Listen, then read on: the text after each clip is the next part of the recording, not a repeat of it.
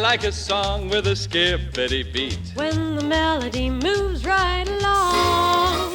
The kind of a tune you can tap with your feet. I love an old-fashioned song. La la la la la. That kind of thing. When it's bright and it's breezy, It's so easy to sing. The whole world is waiting for a musical treat with a skip, skip, skippity beat. Today I'm going to show you how I'm going to do a mid to late summer maintenance prune on my lavender. This is my lavender that I cut the stems of the flowering part of the lavender earlier this summer, and now it's time to do some maintenance and help the plant just become overall healthy and just give it a leg up for next season. So I'm also going to show you how to trim back a few of the stems so that you can propagate it, something I've never done before successfully. So fingers crossed that this will be a good one. So, okay, here goes. So this is my lavender. It is, I think, pretty healthy. I used the Picture This app, and it didn't say that it was sick, so that's telling me at least something, I'm doing something right here. Earlier in the summer, this actually was all green. Like this even here, it used to be green. Now what I understand is this is normal graying of the lavender on older, it just happens as it matures and ages. What I'm going to do today is clean up this, take out the bermudagrass as best as I can without disturbing the roots here of the lavender. And then I'm going to do a 1-inch trim just to help about 1 inch off the top of just the green ones. So you never want to cut into the old wood. So leave the old stuff alone, and you're just going to trim off the 1 inch off the tops. It is mid-August right now, and it's a good time to do this. Anytime that's 6 weeks, at least 6 weeks before the first frost. And where I live, the first frost isn't, well, it's more than 6 weeks from now. But you know what? It's around the corner, which I am very excited about. I'm also going to take off some of these longer pieces. I'm going to take off about 3 to 4 inches, and then I'm going to propagate them, and hopefully it will work. So we'll see. This will be a new thing for me, something I think I've tried before, but I haven't done. Ooh, this one's nice and long. One of the things to make your lavender be successful is to make sure that they have the right watering conditions. So I live in a climate that's pretty humid in the summer. However, it's been pretty dry this year as well. A good way to check to see if your soil has the right watering conditions is to just stick your fingers in the ground and, you know, a few inches in or whatever, and feel to see what it's like. Careful of snakes. And yeah, this is pretty dry. Yeah, it's like bone dry. Which these thrive in that kind of environment. These are Mediterranean plants, so that's their native environment. If you do live in a pretty drought filled area, if your land is pretty dry, then maybe give it a watering once a week, but you don't want the roots to be standing in water, obviously. I don't know if it is obvious, but anyway. One tip is to plant them like up on a mound so that it can be more free draining. They like more sandy, loamy soil, which I have in abundance here in the front yard. So that's one of its needs. Also, the pruning, like I mentioned before. Ooh, this one's actually flowering. Must have missed that one earlier. It is good to prune off the flowers before they completely bloom.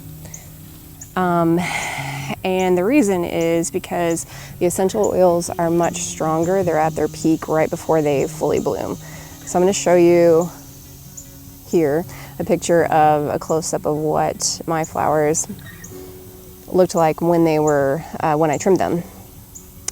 So they're just a stronger fragrance, and I love this. It's so pretty. I'm really proud of this. I know some people in their videos, they have these giant masses, but you know, this is what I have. This is what I have to work with. And I'm hoping that if I take care of these better, they'll produce even more. So I'm very hopeful. So next to, I like to talk about all the different flowers and things around what I'm planting and what I need to change and move. Next to it, I have this showy stone crop sedum, and this right here, and the deer love it. These do pretty well without watering at all. I just ignore them, and they need nothing. They're the most fuss-free plants I think I've ever had. Yeah, I'm going to be digging that out, along with as much of the bermudagrass as I can. So the tools I'm going to use today are my pitchfork.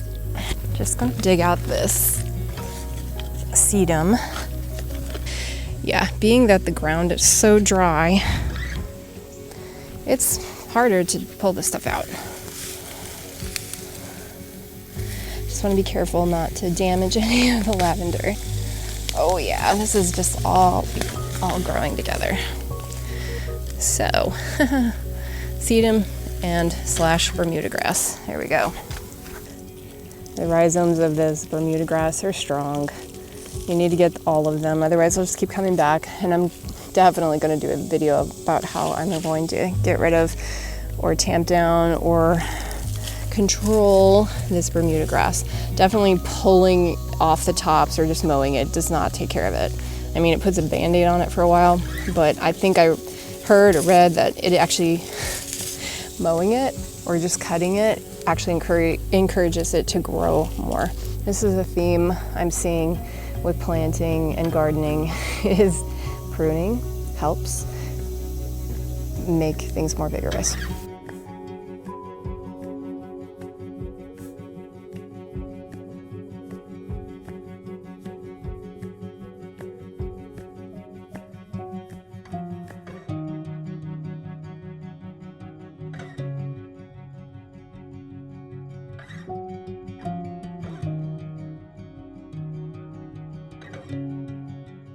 Here's my progress. I think I did a pretty good job of clearing out all the bermudagrass that I could. Use a pitchfork. It's probably not perfect. In fact, I know it's not, because I didn't want to ruin or damage any of the roots. So I didn't want to get too close and then do the plant more harm than good. So this just might be a battle that I have to keep working on. A couple of things too. A great place to plant this is somewhere where you get a lot of sunshine, and it's okay to have some morning shade. That's what I have right now.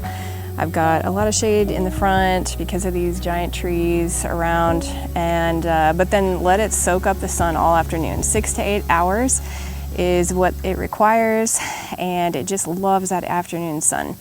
So also don't mulch around it. Any other plants, usually with these Mediterranean plants that love the dry soil, need to just have dry soil. Even the tiniest bit of the bermudagrass rhizome can just grow more grass. So I'll have to figure out that, or just, like I said, deal with it. Look at all this I'm picking up still. Oh, and here's all of the grass that I pulled up along with some of the sedum. I just want to show you how vigorous it is, and it didn't look like it was much, but look how much is below the surface. Okay, for this next bit, I'm going to clip off just the top 1 inch, hopefully give it some pretty shape or some shape. Remember, never cut the older, dried up wood, only cut the green stuff. And then I'll show you how to propagate. So tools you need, scissors, I'm using my kitchen shears. And some of these are woody there, so I'm gonna leave like that one alone. Maybe just the ones that are slightly more, yeah, so I don't wanna get into any of the stuff that's just the stuff that's flexible is what I want to cut off of, like this one right here. So it may not look like a beautiful mounded lavender, but it sure is going to help improve its, you know, its chance of survival and everything. Again, just a reminder, you can do this a little bit later, but just not too late, because you want to give the plant enough time to heal over and get ready for the winter before the first frost, before the first fall frost. Ooh, yeah, I almost forgot. I need to save some of these for my propagating. So these are a lot healthier further down here. So that's kind of interesting. All right, I think that's enough for my 1-inch late summer maintenance. Now I'm going to take, I hope you can see this. I'm going to take a little bit more. Come on, tripod, don't fail me now. Don't fall over. I'm gonna take about 3 to 4 inches off of this one right here. This one I feel great about. Before I do that, I want to tell you, have a little plastic bag handy so you can throw these that you're going to propagate into it. That will keep the moisture in long enough for you to put them in a little pot, which I'm going to do next, as long as I can stand this heat, because it is getting really hot. So I'm just going to clip it, not worry about doing anything else to it yet, putting it in the bag.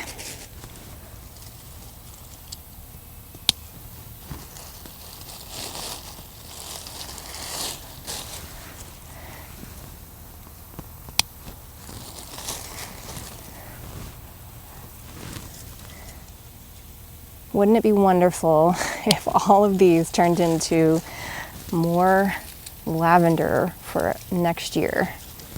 Oh man, wouldn't that be so cool? And then I could have just a lavender front yard. The smells will be wonderful.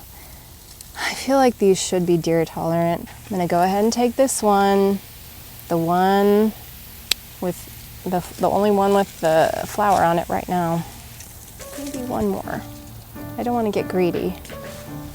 All right, so they are popped in the bag, as they say, and I will pop them in a pot next. One thing I forgot to mention too is they need some room to breathe. They need airflow, so getting rid of the plants that were right next to it is definitely going to help. I am thrilled to be in the shade now, so gonna get started. You need your lavender cuttings, and you need to get to work getting your soil ready. So if you want to do half of the garden compost, use older stuff. I guess you can use potting soil, is okay, but you don't want to use something with too much moisture in it. And then you're going to use the other half will be perlite, and I'm going to add a little bit of gravel in it too, to, you know, make it really feel Mediterranean. So that's what's next. Okay, so I'm getting my pots ready. I mean, I'm just using this plastic one because I have it, but if you have terracotta pots, those are usually best. They're great for not retaining moisture, and that's what these plants especially like. So I'm just gonna make do with what I have. So that's what I suggest for you. So one thing I do know about perlite is you don't want to just like start pouring it into your pot. You actually want to soak it down with a little bit of water, because I mean, some people are a little bit sensitive to the dust that kind of kicks up from it because it's kind of powdery. See, I don't know if you saw that, but I'm just going to put it in a little container and kind of wet it down a little. You use a different container and then mix it up. So it's going to take, so I'll do a couple of pots of these. Some of the more fine compost, and then like half-ish of the perlite, and throw in a little bit of rocks, a little bit of gravel, and mix it up.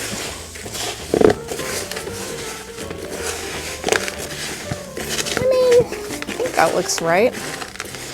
It's very heavy on the perlite, but the lavender roots don't want to sit in water. So I think this is right.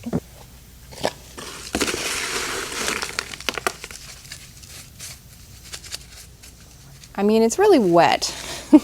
It's probably supposed to be really dry and then just kind of water it a little, but I feel like this probably works. I think this works. I guess time will tell. Maybe I can put less water in the next mixture that I do. All right, I'm going to go ahead and just strip off the rest of these bottom leaves and get them ready to pop them in the ground, or not the ground, the pots right away. An excellent way to learn more about gardening is watching, well, YouTube videos, but like one of my favorites is Gardener's World, and Monty Don is the host of that show, and he is incredible. So please check out Gardener's World.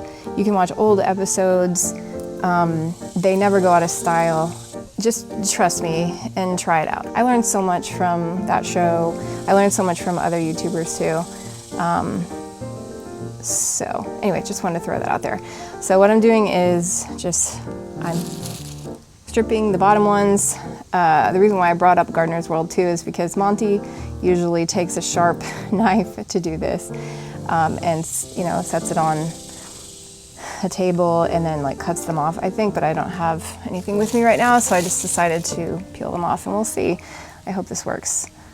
They also say to people say to dip them in growth hormone or something, or some kind of plant hormone, and then stick them in the pot, but I don't have that. But I also read that if you leave what's called part of the heel on the stem, then it's a natural growth hormone, and I don't really see what that is right here. Please let me know what you know about the heel of the lavender stem and what we can learn from that. So you've got your lavender, and then you really just stick them in. I don't think you need to use like some tool to make a hole first. I'm pretty sure this is just fine. I think I cut, there goes the water. I think I cut, did I count 6 of them or 8, or I don't know. So I'm just gonna put 4 in each of these. And just hope that it does well. And if it doesn't, it was just a few minutes of my time. And then maybe I can do it better next time, or find out what Monty does that I'm not doing right. So I'm gonna do another, maybe a little less water this time. A little bit of compost, a little bit of gravel, a little bit of, yeah, see, it didn't really need much water at all, did it? Take out the twigs. Oh, I feel better about this one already. Wow, this one looks beautiful. And then pop them in there. I might have cut this one a bit too long, but it was so pretty. It's kind of flopping over now. Ooh, I have a bonus one. This one's going to have 5.